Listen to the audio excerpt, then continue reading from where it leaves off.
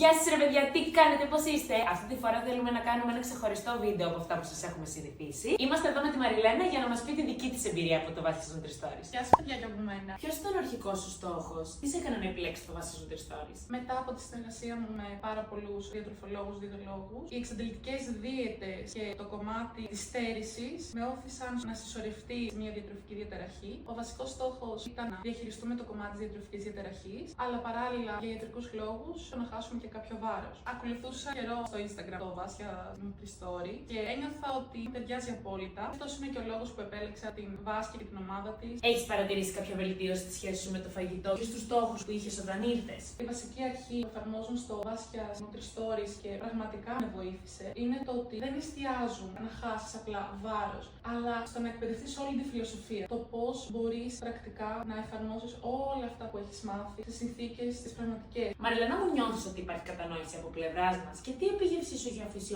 όλο αυτό? Σε αυτή την πορεία που κάναμε χέρι-χέρι μέχρι στιγμής μαζί, ένιωσα ότι παίρνω στήριξη τόσο στις καλές στιγμές, όσο και στις κακές στιγμές. Στις στιγμές που η διατροφική διαταραχή ήταν εκεί, αλλά και στις στιγμές που ήθελα απλά να ζήσω στην ηλικία μου. Εγώ με τους φίλους μου, να φάω έξω, στις διακοπές μου. Στην ουσία, το νόημα είναι να δούμε τη διατροφή μας πέρα από τα όρια ενός χαρτιού, διότι μόνο έτσι θα μπορέσει να γίνει τρόπος ζωής.